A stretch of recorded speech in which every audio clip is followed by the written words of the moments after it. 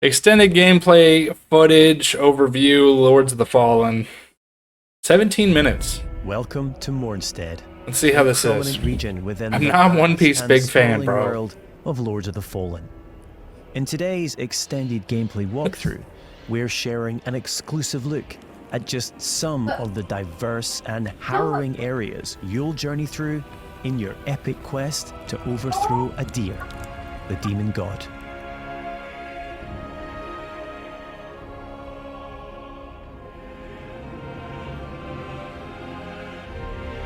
I'm wondering if they're gonna make this like This Dark is Souls. Skyrest Bridge.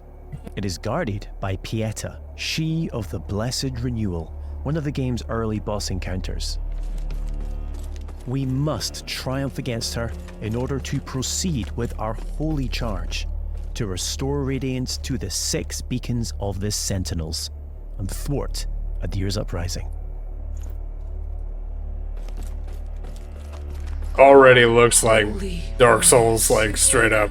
By your radiance, grant me the strength to continue to endure these dark days, to lay bare the path to salvation. And yet you now appear before me, a stranger, a betrayal made flesh, and one I cannot brook.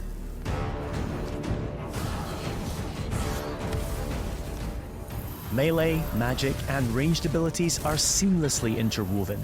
Alongside standard attacks, you can choose between catalysts, bows, crossbows, or throwables, mapping up to 4 additional magic or range skills to your controller for immediate access. This rapidly speeds up combat and reduces the need to swap between options. There's like a perfect block, it looks As like. with many of the imposing bosses you'll encounter, Pieta has 2 very distinct stages.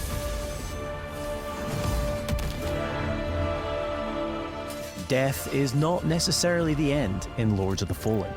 When slain in Axiom, the realm of the living, you'll resurrect in Umbral, the realm of the dead. We now have one final chance to survive.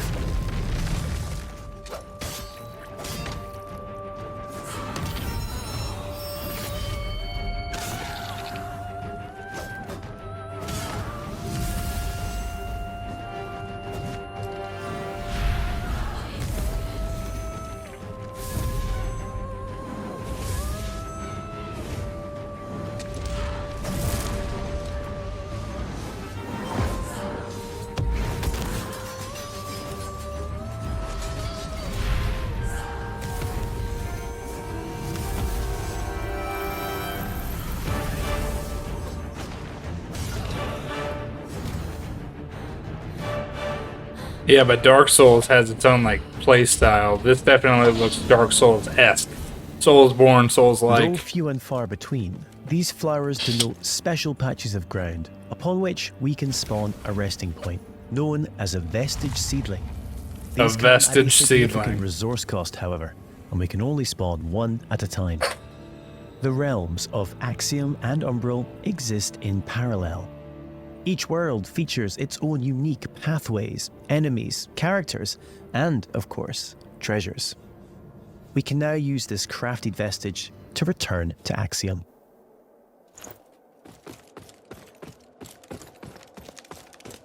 So that's like that's your bonfire. Right? That's your bonfire. Pretty much. Oh my god, whatever, almighty.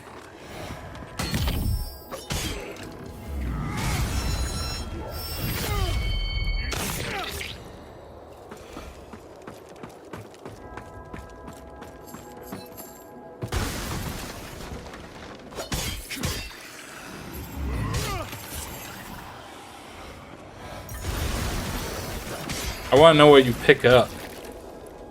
It's gotta be like can souls. peer into the secondary realm at any time by raising the Umbral lamp. Though be advised, this also renders you vulnerable to its inhabitants. What? We will now use the lamp to cross over to Umbral, though doing so will consume one of our 2 lives, and it isn't so easy to return to the world of the living. What the hell? What weird... Look at Many this enemy. enemies It's a require head different with approach to combat. arms and legs. This mendacious visage, for example, is only vulnerable when attacked from the back, or when it reveals its true form.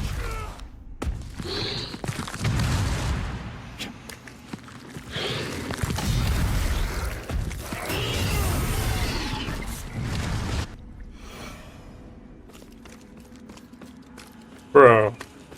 I mean, it looks cool.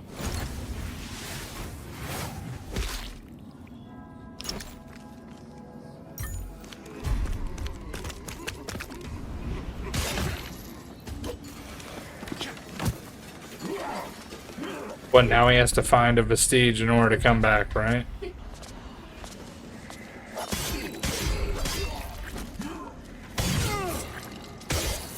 It doesn't look bad. You'll It also looks come good. across permanent vestiges on your travels. See, permanent vestige. As well as using these to return to Axiom, you can also level up your stats at these locations. You can also level up your stuff.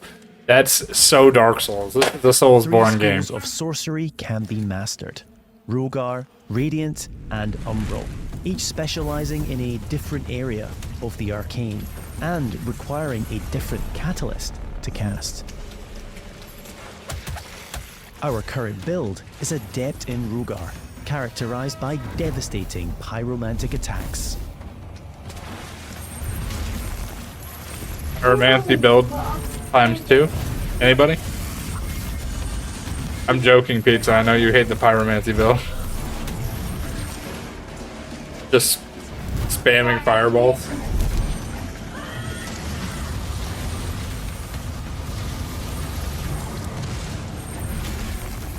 Oh, I'll definitely get it.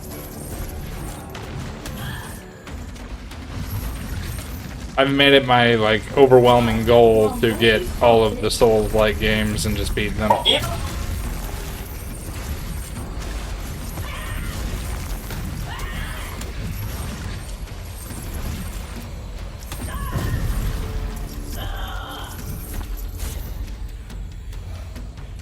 I want to see how leveling up works. I want to know how Souls-like it is.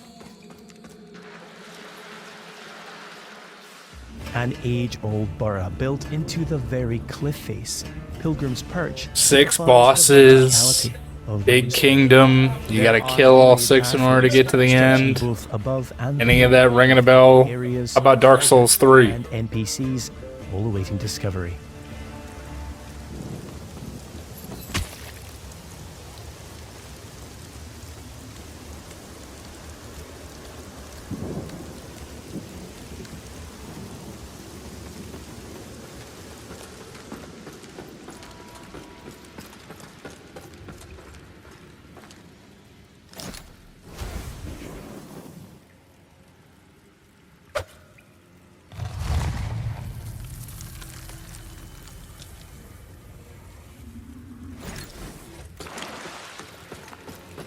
Bro, that works so well because if there's like a boss fight or something and you know there's a vestige in front of it, you just go to that area before you go into the boss fight.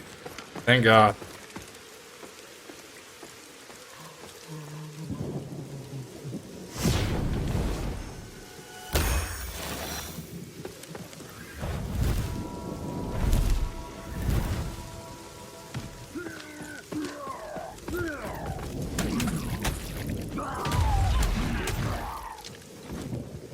As a lamp bearer, all players are equipped with a devastating ability, the Soul Flay.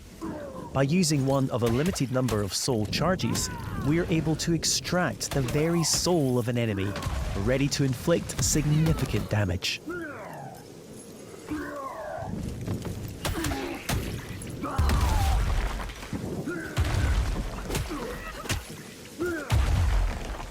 I think he's underleveled.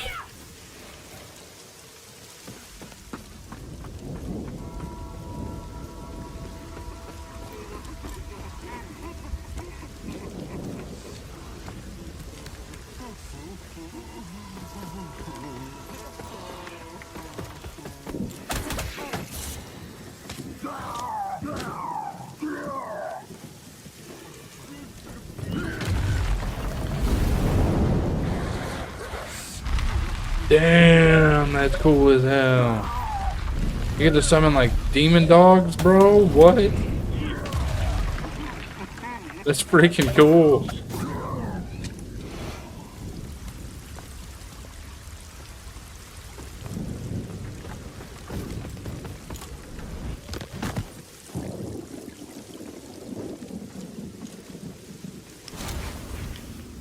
Huh? Little secret path there?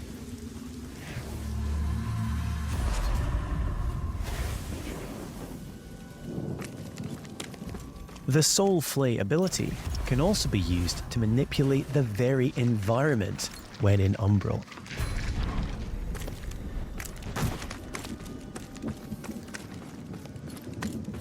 Dude, this looks pretty cool.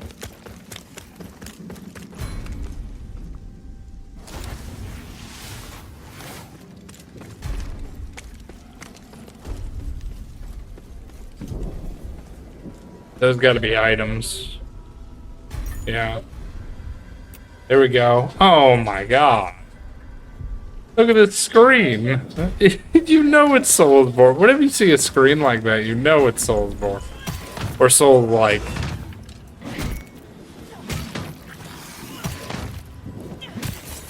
Knock him off for it. Yeah, there you go. Goodbye. I would never use that weapon. That weapon looks far too clunky and slow for my taste.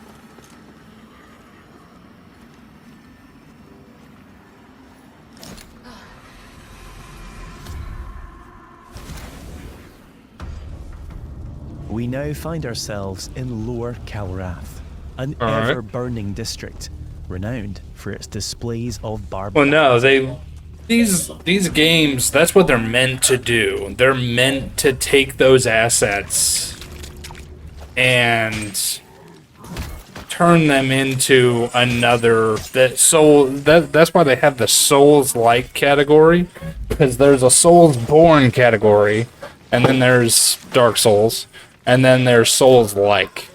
So Soulsborne is all your games that are actually made by FromSoft, whereas games like this would be Souls-like.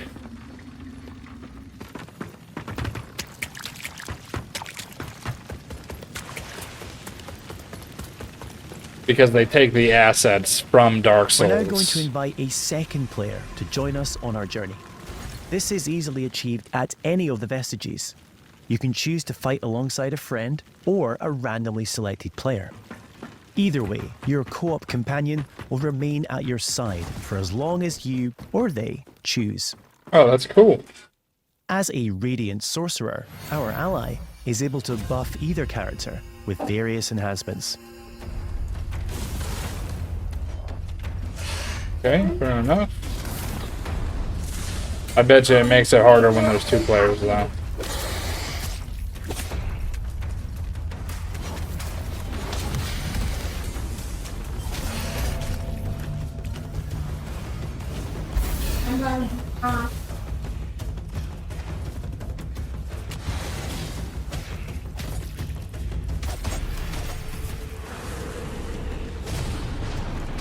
Bro's summoning lightning on this dude. What the hell?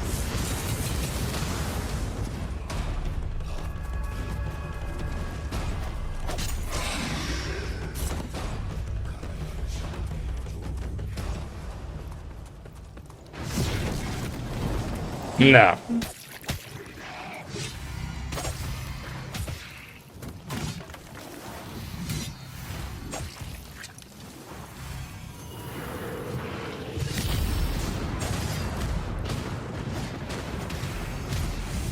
Yeah, I bet you having somebody else in the game makes everything 10 times harder.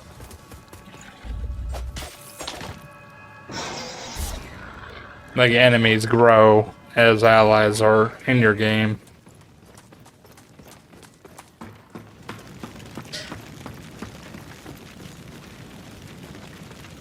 There's even the point emote. Come on, bro.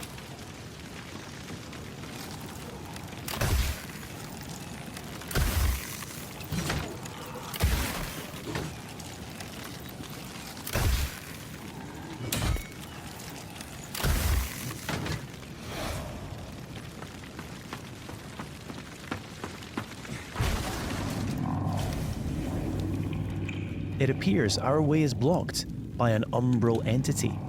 We will need to track its tendrils in order to locate and expel the source of its What? power.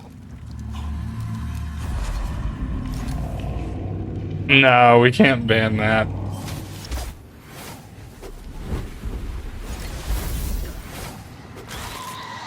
So you find all of its tentacles, get rid of it, and then you can go through.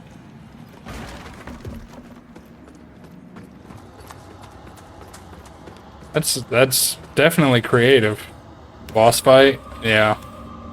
Finally, it's time to face off against the colossal spur. Oh, he's playing with the people like toys. He don't know. Oh my god. I'd feel so bad for this dude. He's just playing with his little toys. That just happen to be people.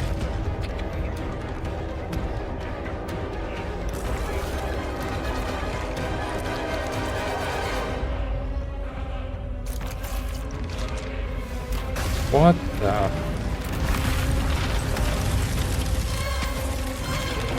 Marvel.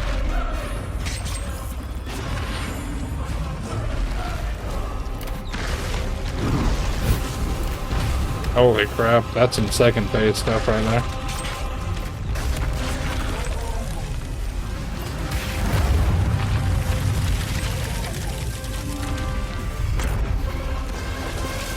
This is like the tree.